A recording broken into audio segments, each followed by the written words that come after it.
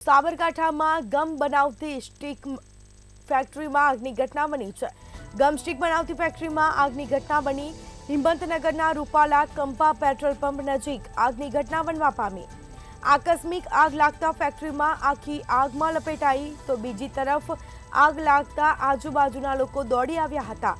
હિંમતનગરથી 3 fire fighter રવાના થઈ ખાંભોઈ police સ્ટેશનના પીએસઆઈ સહિતનો સ્ટાફ ઘટના સ્થળે જવા માટે રવાના થયો હતો। આ દ્રશ્યો સામે આવ્યા છે। આગની ઘટના બની છે સાબરકાંઠામાં ગમ સ્ટીક બનાવતી ફેક્ટરીમાં અચાનક આગ લાગી હતી।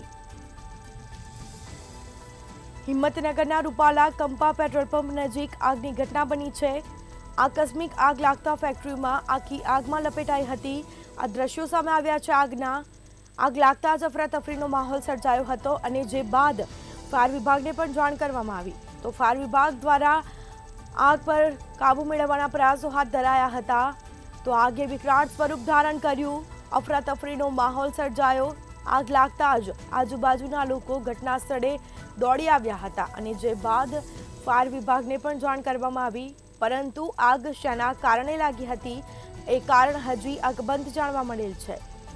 સાબરકાંઠા ગમ સ્ટીક બનાવતી ફેક્ટરીમાં આગની ઘટના બની છે તો આગ લાગતા અફરાતફરીનો માહોલ સર્જાયો તો આજુબાજુના લોકો પણ ઘટના સ્થળે એકઠા થયા હતા અને જે બાદ ફાયર વિભાગને પણ જાણ કરવામાં આવી તો ફાયર વિભાગ દ્વારા પાણીનો મારો ચલાવી અને આગ બુઝાવવાના પ્રયાસો હાથ ધરાયા।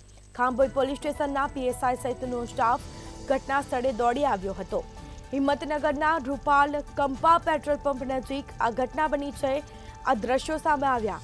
આકસ્મિક આગ લાગતા ફેક્ટરી આખી આગમાં લપેટાઈ। આગ લાગતા અફરાતફરીનો માહોલ સર્જાયો તો હિંમતનગરથી 3 ફાયર ફાઇટર રવાના થયા હતા અને જે બાદ પાણીનો મારો ચલાવી અને આગ બુઝાવવાના પ્રયાસો હાથ ધરાયા। તો સાબરકાંઠામાં ગમ સ્ટીક બનાવતી ફેક્ટરીમાં આગની ઘટના બની છે।